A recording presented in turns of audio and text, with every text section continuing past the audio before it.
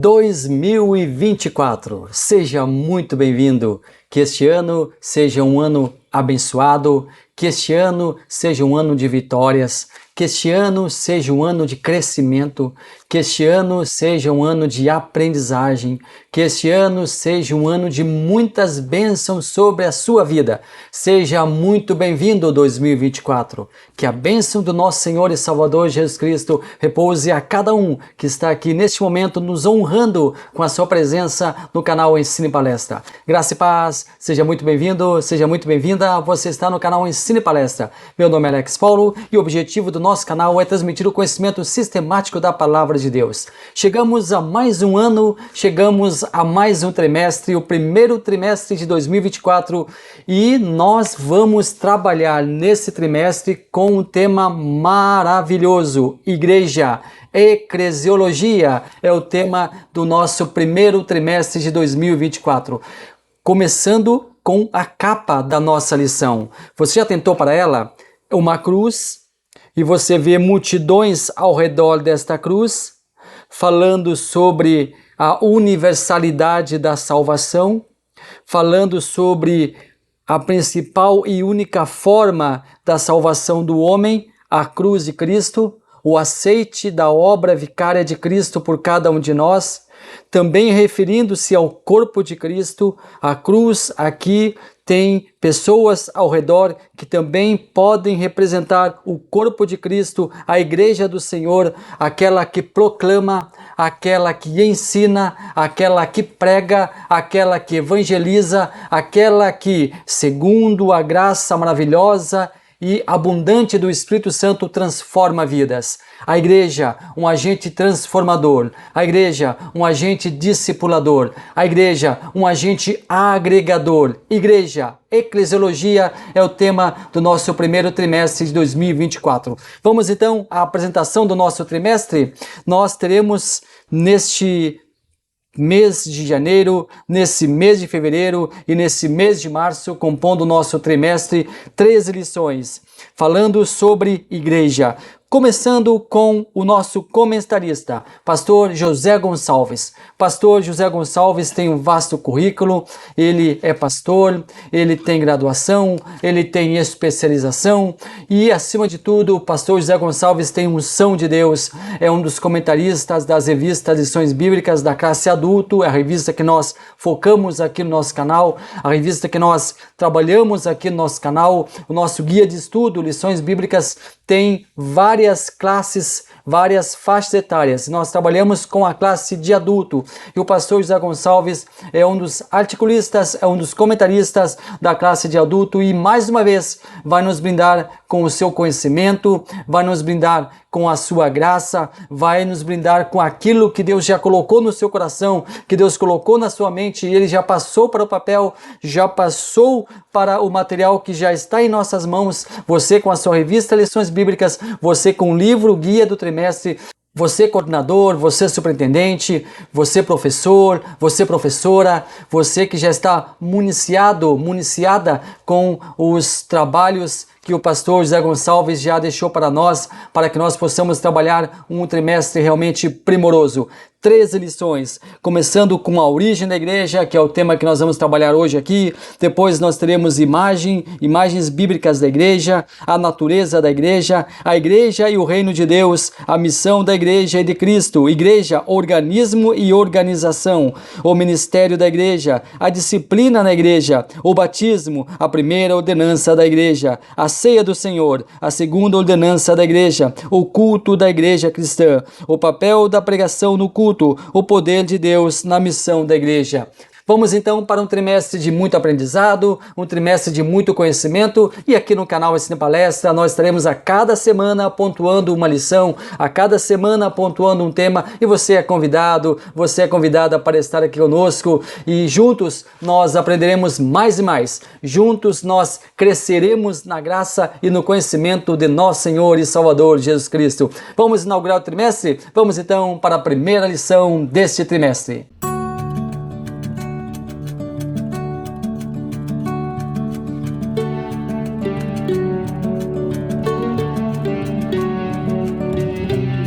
Lição número 1, a origem da igreja. Nós temos aqui na nossa revista o nosso textuário, a nossa verdade prática, a nossa leitura diária e a nossa leitura bíblica em classe. O nosso primeiro textuário do ano diz assim, está lá em Atos, capítulo 2, versículo 38. E disse-lhe Pedro, arrependei-vos, e cada um de vós seja batizado em nome de Jesus Cristo para perdão dos pecados e recebereis o dom do Espírito Santo. A nossa verdade prática, a igreja é a família de Deus, comprada com o sangue de Cristo e selada com o Espírito Santo. A nossa leitura bíblica em classe tem duas partes. A primeira encontra-se no capítulo 2 do livro de Atos, versículos 1 ao 2. A segunda também permanece nesse mesmo capítulo e vai do versículo 37 ao 38. No nosso capítulo 2, versículo 1 diz assim, e cumprindo o seu dia de Pentecostes, estavam todos concordemente no mesmo lugar. Lá no último versículo diz assim, e disse-lhes Pedro, arrependei-vos, e cada um de vós seja batizado em nome de Jesus Cristo, para perdão dos pecados, e recebereis o dom do Espírito Santo. É exatamente nosso textuário que nós já havíamos lido aqui. Sejam muito bem-vindos ao primeiro trimestre de 2024. Será muito bom ter você aqui. Nessa jornada que se inicia, nós trataremos de uma das mais importantes doutrinas bíblicas, a igreja. Será um estudo sistematizado sobre um tema que nos cala muito forte. E nós aqui teremos a oportunidade de destacar importantes ingredientes dessa instituição da qual nós, crentes, fizemos parte. E que faz parte também da nossa vida. Quem criou a igreja? Quem a projetou? Quem a inaugurou? Veremos isso e muitos outros assuntos nos estudos proporcionados por esse primoroso trimestre que abre com chave de ouro nossos estudos no ano de 2024. Que este ano que chega seja um divisor de águas em sua vida. Seja um marco em suas conquistas e bênçãos. Temos certeza que virão problemas, virão dificuldades, virão incômodos, virão desconfortos, porque isso faz parte do nosso ciclo de vida. Mas o diferencial é a confiança inabalável em nosso Deus, que nos supre com suas bênçãos, dentre as quais o alimento, a água, o ar, a vida. E nossa vida só é completa porque está alicerçada na sua morte e na sua ressurreição. Cristo vive nos céus, Cristo vive nos nossos corações. Sejam todos muito felizes em 2024 e continue prestigiando o nosso trabalho. Como essa é a primeira lição do trimestre e o assunto aqui é eclesiologia, ou seja, igreja, nós precisamos obrigatoriamente conceituar o tema. Vamos iniciar com um fundo histórico, para nós lembrarmos o início dessa santa instituição. Pontuaremos aqui o histórico daquela que se tornou a continuidade do ministério terreno de Cristo, a igreja. Nosso primeiro tópico, o povo de Deus na Bíblia e na história. 3 subtópicos, no Antigo Testamento, no Novo Testamento e na história cristã. Bom, então nós vamos definir o termo igreja. Definição de eclesiologia, segundo Prióberan, o dicionário da língua portuguesa. É estudo sobre as igrejas ou estudo sobre uma igreja. Agora, segundo o dicionário bíblico Wycliffe, no Novo Testamento, a palavra igreja vem da tradução grega eclésia, que nunca se refere a um lugar de adoração, mas a uma reunião de pessoas. Na maioria esmagadora das vezes, eclésia significa uma associação local de crentes. Não se tem certeza das circunstâncias sob as quais eclésia tornou-se a palavra aceita para as congregações cristãs. É mais provável que tenha sido entre os cristãos judeus que falavam grego e os seus partidários gentios que a palavra tenha aparecido pela primeira vez. Ainda, segundo Wycliffe, no mundo grego, a palavra eclésia normalmente se refere a uma reunião. Também era usada tecnicamente para referir-se às assembleias regularmente agendadas dos cidadãos de uma cidade grega. Segundo o direito canônico, uma igreja é um edifício sagrado dedicado ao culto divino, principalmente para que se possa ser usado por todos os fiéis para o exercício público do culto. A palavra igreja, em inglês church, em alemão Kirche, origina-se do termo grego kraikon. Kraikon, que significa casa do Senhor. Já a palavra latina ecclesia deriva-se do grego ecclesia, que quer dizer reunião ou assembleia. Nós temos que ter alguns cuidados muito importantes no estudo da igreja. Precisamos ter o extremo cuidado no estudo sistemático do tema igreja. Imparcialidade. Analisar os diversos temas de forma metodológica e criteriosa. Proferimos uma fé, consideramos alguns dogmas, fizemos nossa escolha de igreja, temos o nosso pensamento sobre a fé. Porém, nós não podemos deixar que nossas escolhas atrapalhem o estudo desse tema tão relevante. Devemos buscar a qualquer custo a imparcialidade na interpretação dos fatos encontrados durante o estudo. Um outro fator também a ser pontuado é o anacronismo. Não tecer juízo de valor aos fatos ocorridos no passado. A isso chamamos anacronismo. É quando nós vemos o passado com a lente, com o conhecimento que nós temos hoje. Quantas pessoas você já ouviu dizer: como eu gostaria de voltar ao passado, como eu gostaria de voltar a determinada situação, como eu gostaria de fazer diferente tal coisa. Mas a pessoa quer voltar ao passado com a bagagem que ela tem hoje, com o conhecimento que ela tem hoje, com a luz que ela tem hoje. Só que nós temos que atentar também, porque se nós erramos no passado, querendo acertar, é porque nós estávamos em aprendizado. Hoje nós, se voltássemos àquela situação com a bagagem que nós temos hoje, nós não faríamos tal coisa. Nós agiríamos de uma determinada forma, de uma forma diferente da qual nós uma vez fizemos determinada coisa e hoje talvez até nós venhamos a nos arrepender. Mas também nós temos que pontuar que os erros do passado nos ajudaram a filtrar, nos ajudaram a consolidar o que nós temos hoje como conhecimento, como verdade. Ou seja, nós aprendemos com os erros para não cometê-los novamente. Então, o que nós fizemos errado no passado, nós usamos hoje como uma grande bagagem para nós ajudarmos outras pessoas que nós vimos tentando cometer ou querendo cometer determinado erro que nós já cometemos. Então nós podemos alertar, podemos ajudar tal pessoa a não cometer tal erro, ajudar ela com a luz que nós temos hoje para que ela não cometa um erro. E assim nós estaremos ajudando as pessoas que também elas, com a nossa bagagem, poderão ser beneficiadas. Agora, o problema é quando uma pessoa erra e continua errando. O problema é quando uma pessoa quer colher resultados diferentes fazendo sempre a mesma coisa. Aí realmente não dá certo. Então nós temos que cuidar do anacronismo, erros crônicos, eventos tétricos que foram cometidos pela igreja no passado só podem ser compreendidos integralmente se nós buscarmos entender a mentalidade dos homens que viveram naquela época.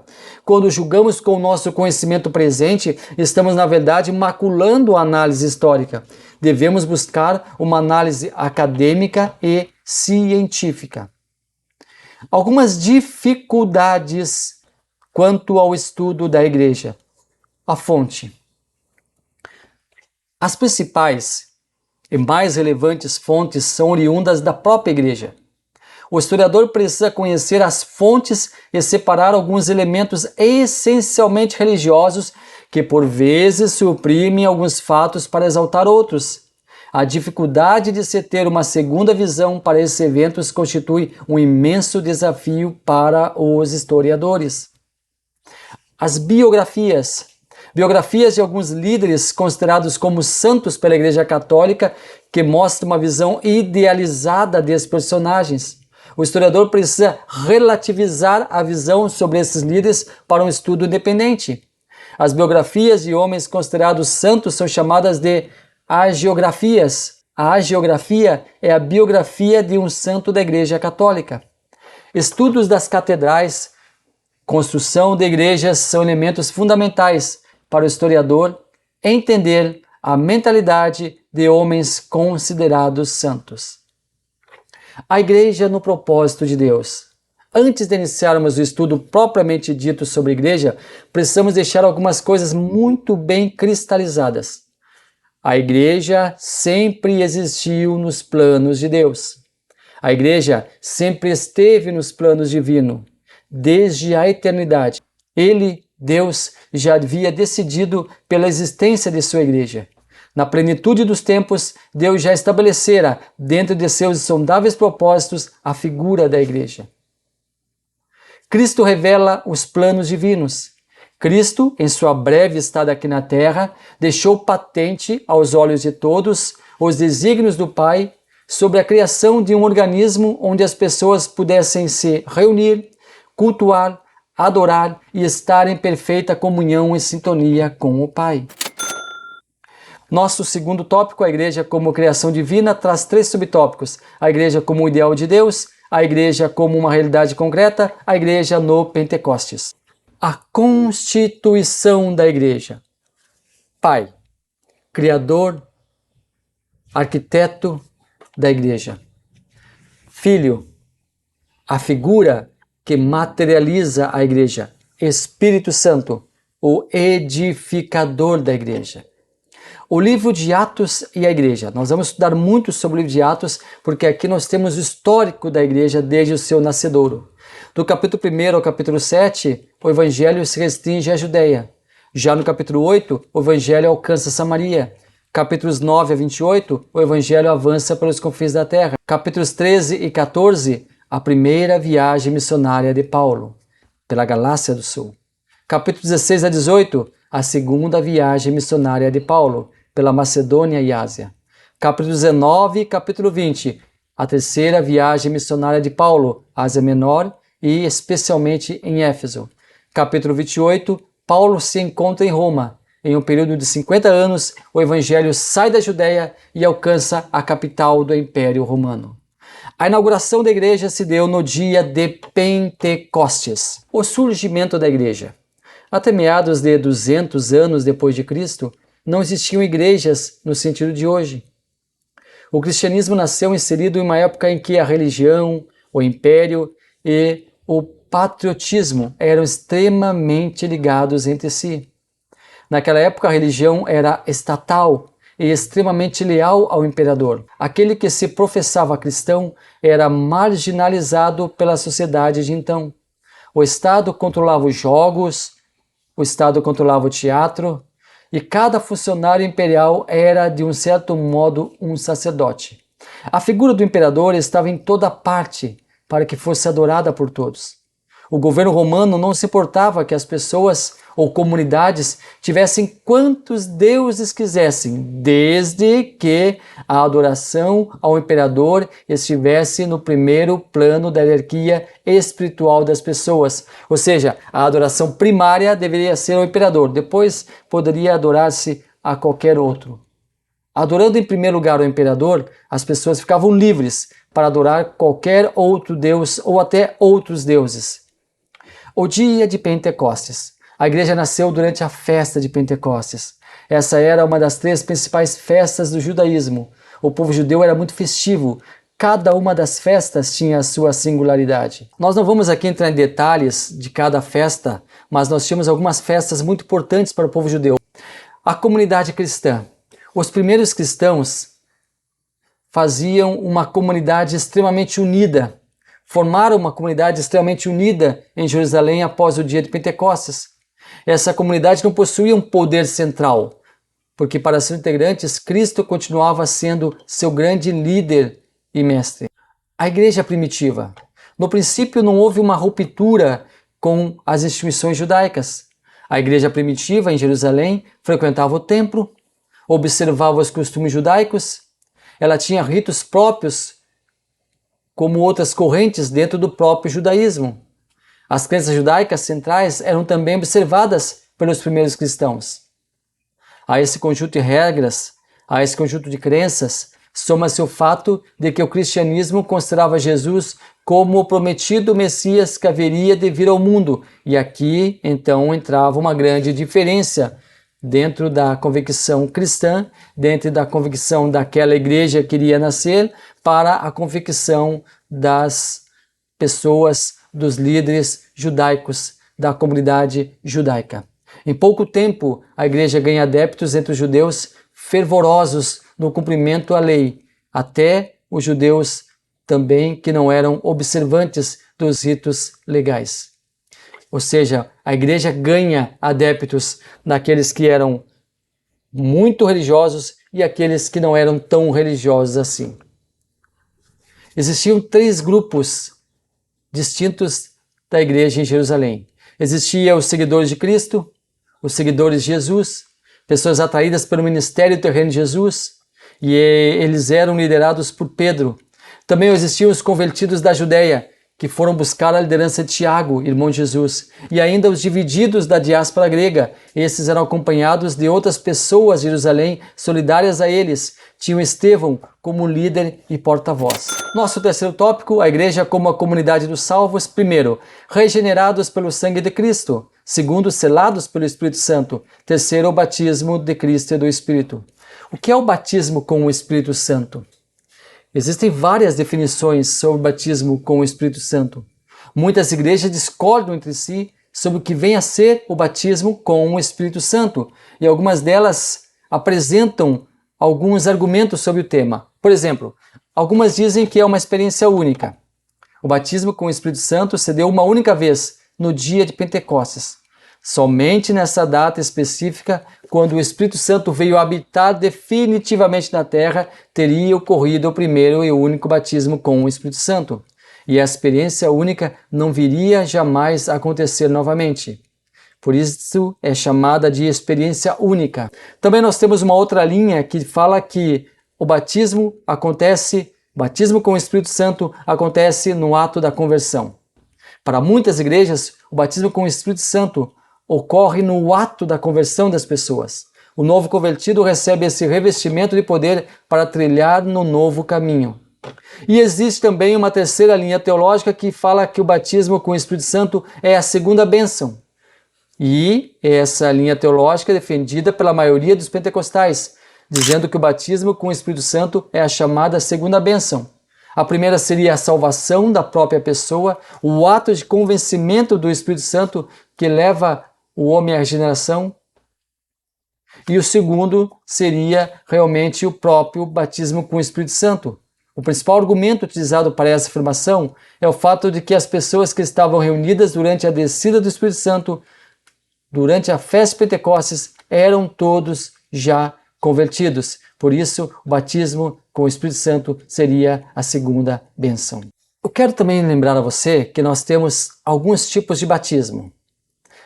E esses tipos de batismo, eles têm o agente batizador, o indivíduo batizado e o elemento do batismo.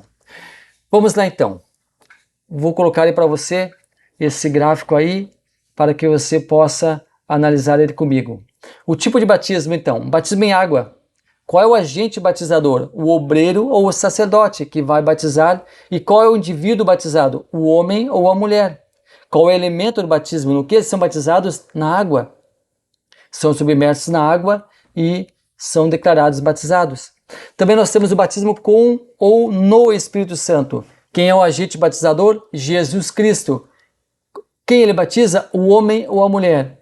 Qual o elemento do batismo? O próprio Espírito Santo. E aí nós temos o batismo pelo Espírito Santo. O agente batizador é ele, o Espírito Santo, é ele que batiza. Quem ele batiza? O homem ou a mulher. Qual o elemento do batismo? Jesus ou o corpo de Cristo. Viram que nós temos aí 3 definições sobre batismo. Batismo em água, batismo com o Espírito Santo, ou batismo no Espírito Santo, e o batismo pelo Espírito Santo. E é importante você ter essa tabelinha aí, ela pode ajudar você a compreender melhor. Bom, hoje foi apenas uma degustação, foi apenas o início do trimestre, apenas a primeira lição, apenas um rápido panorama, e nós voltamos na próxima semana com a segunda lição e assim sucessivamente até nós encerrarmos lá em março esta lição central falando sobre igreja. Muito obrigado a você que já esteve até aqui conosco, muito obrigado a você que já compartilhou o vídeo, muito obrigado a você que nos abençoa com a sua oração, nos abençoa com a sua presença aqui, compartilhe o vídeo com outras pessoas. Se não é inscrito e gostou do vídeo, inscreva-se no canal, nos ajude a crescer, comente quais são as suas perspectivas para este primeiro trimestre, o que você achou do assunto igreja para este primeiro trimestre. Deus abençoe maravilhosamente a sua vida.